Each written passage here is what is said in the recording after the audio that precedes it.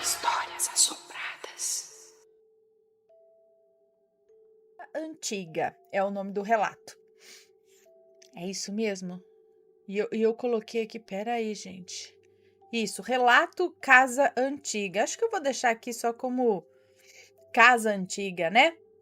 Então vamos. Me lembrou uma pizzaria que a gente comia em Santo André. Mas vamos lá. Oi, Ana, me chamo Fulana e por indicação de uma amiga conheci o seu canal. Tenho um relato assombrado que vivi quando tinha 16 anos e resolvi vir aqui contar para vocês. Desde que me entendo por gente e que aprendi a falar, eu lembro de ter vivido experiências com o sobrenatural e sempre relatei à minha família essas coisas, principalmente a minha mãe e a avó, que são médiums e sempre acreditaram em mim. Em 2014, eu ia começar o ensino médio.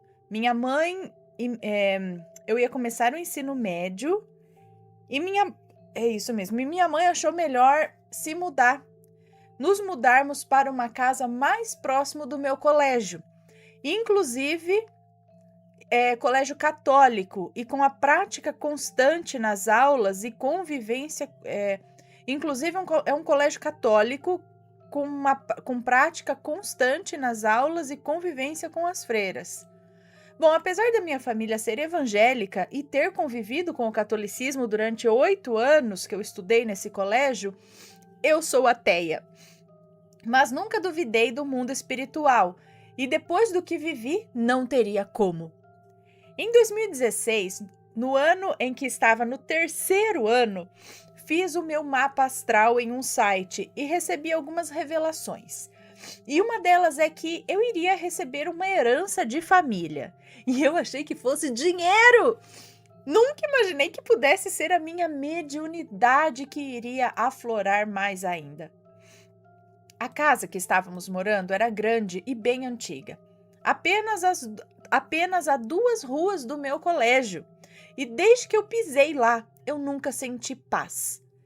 Sempre que eu me mudava, eu fazia questão de pedir para minha mãe perguntar à imobiliária se ali já havia falecido alguém. E sei que algumas vezes ela me enganava e dizia que não, apenas para que eu não me assustasse. Mas dessa vez foi diferente. Quando me instalei de fato no quarto, comecei a sentir que alguém me observava. Passei a não sentir fome, eu não conseguia dormir, eu estava sempre cansada, mas foi com os 2 anos já morando lá que tudo piorou. Nos primeiros 6 meses de 2016, tudo que relatei piorou num nível que eu não conseguia mais estar lá dentro sem que tivesse fortes crises de ansiedade, chorar descontroladamente e ter a sensação de que alguém me olhava da porta do meu banheiro. Porém, não contei nada para minha mãe porque para ela tudo sempre era a falta de Deus. E também cogitei que poderia ser o estresse da rotina de estudos para o Enem. Nessa mesma época, tinha um amigo que estudava bruxaria e que tinha também uma certa mediunidade. Foi quando resolvi comentar com ele sobre as sensações que eu tinha ao entrar em casa.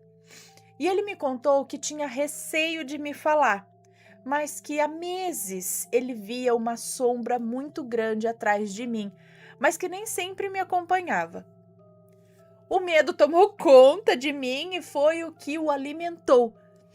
Semanas depois, não passei a me sentir apática apenas dentro de casa. Para todos os lugares que eu ia, eu sentia um peso, como se me puxasse para baixo. Eu queria me ver como se aquilo quisesse me ver no chão. E meu amigo passou a ver essa sombra agora me acompanhando sempre. Passei a ter fortes dores de cabeça, não havia nada que me fizesse dormir, então minha mãe procurou um neurologista que me passou uma medicação. Quando comecei a tomar, acabava ficando dopada e quando dormia era bombardeada de pesadelos. Eu sonhava com várias pessoas e coisas rondando a casa, como se estivessem presas ou não quisessem sair dali. Eu escutava vozes nítidas conversando sobre mim, até coisas que apenas eu poderia saber sobre questões emocionais e tal. Em um dos sonhos, tive a visão de uma dessas coisas que vivia na casa. Era um ser sobrenatural, de pele esbranquiçada, cheia de feridas, com olhos que nunca piscavam e uma boca com dentes muito afiados, e sempre sorrindo. Ele vivia em cima da porta da cozinha e ficava de quatro, como um animal, como se estivesse esperando para atacar. Por conta da medicação, eu não consegui acordar.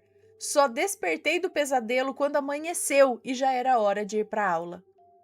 Na noite seguinte, eu tive tanto medo de sonhar com mais coisas ou até com a mesma figura que eu não tomei o remédio. Passei a noite em claro. Mas para o meu desespero foi como estar no pesadelo. A janela do meu quarto dava para o quintal e passei a noite ouvindo pegadas, como se alguém estivesse correndo. Eu ouvia batidas fortes na janela e ouvia risadas que me arrepiavam inteira. Toda vez que eu tentava fechar os olhos, eu via a imagem daquele ser que morava na porta da cozinha, ou sentia que eu estava sendo observada de muito perto ali dentro. Foi quando eu decidi que eu ia contar para minha avó. Pedi para que me levassem até a casa dela e assim que entrei em sua casa, percebi que todos os sintomas que eu vinha sentindo há meses e que estavam ali até eu sair do carro tinham ido embora. Antes que eu pudesse falar, ela mesma me disse: aquilo que te acompanha aqui não entra. Ele sabe que o Senhor é o dono da casa. E eu comecei a chorar e ela pediu que eu tivesse calma e contasse tudo a ela. Contei com todos os detalhes e ela me explicou que a minha mediunidade estava se aflorando, que precisava tomar cuidado e mesmo sem acreditar era para eu orar para que ao menos o que eu sentia na casa fosse amenizado. Assim que entrei no carro, a presença já estava de novo grudada em mim e parecia que 3 vezes pior do que de quando eu havia saído de casa. Cheguei no meu quarto e tive a surpresa de encontrar todas as portas do meu armário abertas e a porta do banheiro, que só fechava por dentro, trancada. Foi preciso que o meu tio arrombasse a porta, mas ali eu já senti que o que quer que estivesse morando comigo, lá ficava naquela posição, na porta do banheiro, porque ali tinha uma visão ampla de todo o quarto. Eu já estava no final do ano, já tinha feito o Enem e perto da minha formatura. Eu já estava no final do ano, já tinha feito o Enem e estava perto da minha formatura. A história já tinha corrido por toda a minha família e em 2 ocasiões que uma tia veio me visitar e entrou sozinha no meu quarto, ela ficou trancada mesmo sem ter passado a chave e sem conseguir sair do quarto. O medo passou a tomar conta não só de mim, mas também da minha mãe. As noites iam passando e se fechássemos as portas dos quartos para dormir, ouvíamos batidas incessantes a noite inteira. Mas se deixávamos as portas abertas, tínhamos a sensação de estarmos sendo observadas. No dia que eu saí da casa da minha avó, não teve uma noite sequer que eu deixei de orar. Eu dormia com uma Bíblia debaixo do travesseiro e andava com um terço dado pelo meu colégio para todo canto rezando. Foi quando, depois de ter finalizado os meus estudos, minha mãe decidiu que estava na hora de se mudar. Ela via nitidamente que nada que tentávamos fazer surtia efeito. Ana, quando terminamos a mudança e nunca mais pisei naquela casa, tudo melhorou. Eu tive ainda alguns pesadelos durante alguns meses, como se a casa me chamasse. Eu via todas as figuras que moravam lá dizendo que o meu lugar era ali e que não devia ter saído, que eles iriam me buscar. Semanas depois, já estando na nova casa, minha mãe precisou voltar para devolver as chaves para a imobiliária. Saímos antes mesmo do prazo que nos deram para a mudança. Assim que minha mãe abriu o portão da casa para esperar a moça que pegaria as chaves, um dos vizinhos lhe abordou, falando que era uma pena que tínhamos nos mudados e que a dona Teteia devia estar muito triste. Por um momento, a minha mãe estranhou a fala dele e perguntou como sabia o meu apelido de infância, Teteia. e que se ele estava falando de mim, que eu estava muito feliz na casa nova, né?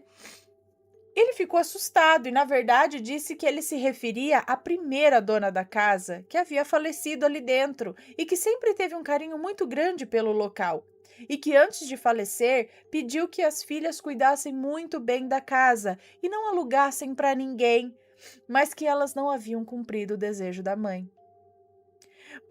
Por ele ser um morador muito antigo, havia conhecido a dona Teteia. E foi aí que minha mãe perguntou se ele já teria entrado ali na casa, naquela época que a senhora morava ali. E ele prontamente disse que sim. E foi entrando na casa e apontando como eram os cômodos lá e tudo mais. E assim que ele entrou na área, perto dos quartos, foi logo entrando no que eu ficava e foi dizendo: "Ah, era nesse quarto que ela dormia. Sempre foi o cômodo preferido da casa." E foi logo apontando para onde os móveis dela ficavam. Não sei se por coincidência ou por fatores espirituais, mas os meus móveis ficavam na mesma posição, até a cama. Minha mãe passou a ficar cada vez mais assustada e foi saindo da casa para esperar a moça que pegaria as chaves na calçada mesmo. E o vizinho foi acompanhando e dizendo: a dona Teteia era espírita, sabe? Gostava da casa cheia e sempre fazia sessões aqui. Inclusive, toda a vida que eu entro aqui, eu tenho a impressão de que ela nunca foi embora. O apego que ela tinha pela casa era grande demais. Quando minha mãe chegou em casa, me contou tudo. E foi ali que eu tive a certeza de que tudo o que vivi estava além do espiritual. Como disse, quando passei a morar em outra casa, tudo aquilo que eu vivi na casa da dona Teteia ficou lá. Até hoje não tenho explicação para tantas coincidências e nem o que de fato todas elas possam ser. Só sei que eu vivi durante os 3 anos que eu morei lá. Só sei que vivi, né, essas coisas durante os 3 anos que morei lá.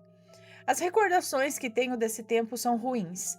A sensação que tenho ao relembrar é como se realmente ainda morasse naquela casa e, se fecho os olhos, consigo ver nitidamente aquele ser que morava na porta da cozinha.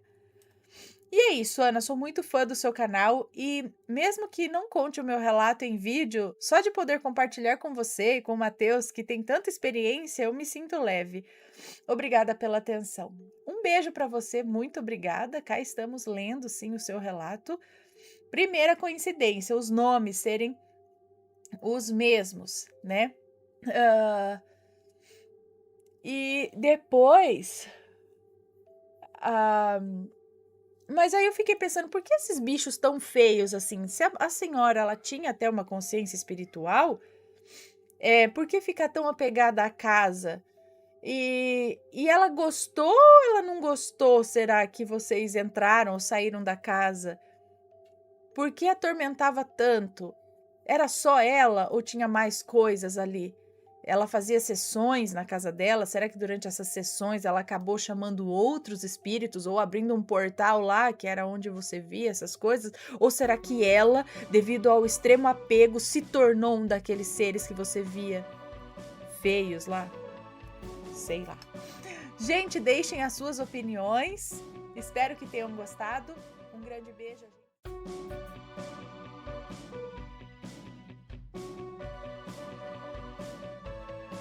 Está gostando dos relatos no Reverso Assombrado? Então não se esqueça de deixar o seu like. E é claro, se ainda não for inscrito, se inscreva.